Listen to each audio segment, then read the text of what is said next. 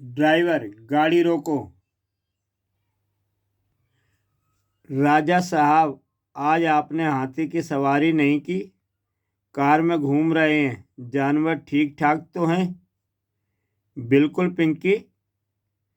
खुशी की बात यह है कि हथनी ने एक बच्चे को जन्म दिया है। अब माँ को कुछ दिन तो आराम देना है ना। कार में बैठो, तुम्हें वहाँ नटखट बच्चा दिखाएं। राजा साहब, आपने हथनी के बच्चे का कोई नाम भी रखा होगा। हाँ, हम उसे गिट्टू पुकारते हैं। कार सेठ की कोठी में प्रवेश करती है। उधर अस्तबल में हम चलेंगे। राजा साहब पिंकी को लेकर अस्तबल में पहुंचते हैं। वाह, सचमुच गिट्टू बहुत प्यारा है। गिट्टू, हथनी का बच्चा तुम्हें सलाम कर रहा है। वाह, यह तो सचमुच दिलचस्प जीव है। राजा साहब, क्या मैं गिट्टू को अपने साथ ले जा सकती हूँ? क्यों मुसीबत मोल ले रही हो? वह बड़ा नटखट और शैतान है। तब तो और भी मज़ा आएगा। पिंकी गिट्टू को लेकर अपने साथ चल पड़ती है। चलो, हम दूर तक सैर करके आएं। इतना तेज मत दौड़ो। उह। गिट्टू की तेजी के आगे गिट्टू आगे और पिंकी पीछे नजर आते हैं। रुको। मेरी कमर टूट गई और तुम हंस रहे हो। चलो धीरे धीरे उस रेत के टीले की तरफ। मस्ती में रेत उछाल रहे हो। यह कौन सा खेल है? तभी। पिंकी, कल तुमने मेरे कुत्ते को पत्थर क्यों मारा था? नट्टू, कुत्ता मुझे काटने को दौड़ा था। पत्थर मैंने आत्मरक्षा में मारा था। तुमने मेरे कुत्ते को मारा, मैं तुम्हारे गिट्टू को मारता हूँ। हिसाब बराबर हो जाएगा। गिट्टू नट्टू पर रेत उछाल देता है। उसने मेरी आंखों में रेत डाल दी।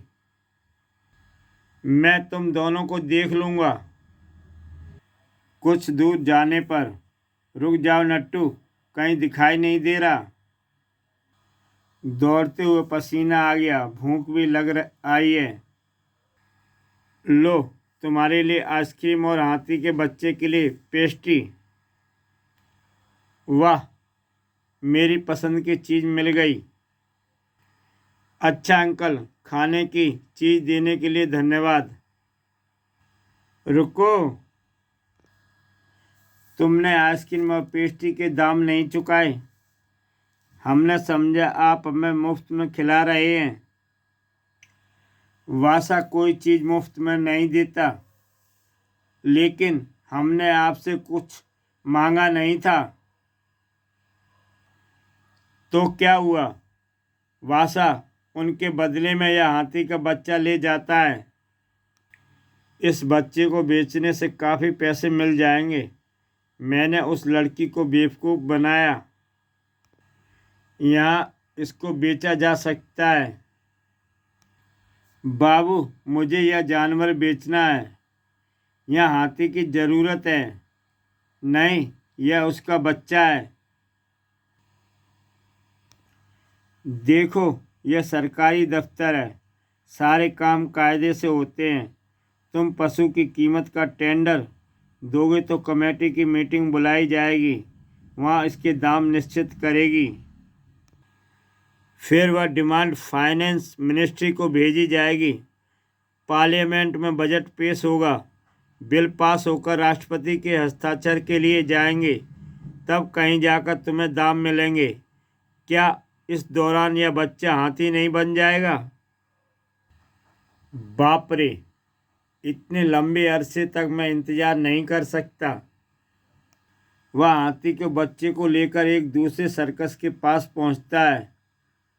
वह सामने सर्कस है, वहाँ भी इसे बेचा जा सकता है।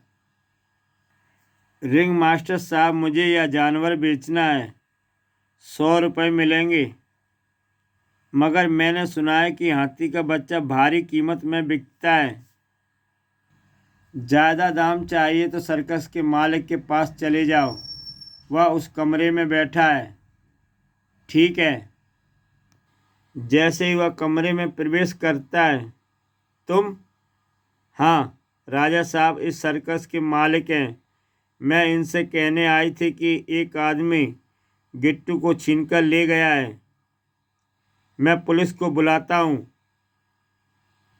बाप रे, यहाँ से खिसकना मुनासिब है। और वह वहाँ से जल्दी जल्दी 9-2-11 हो जाता है। राजा साहब, हम कहाँ जा रहे हैं? अस्तबल में गिट्टू को उसकी माँ से मिलाने। इस प्रकार दोस्तों गिट्टू वापस राजा और पिंकी के पास पहुंच जाता है।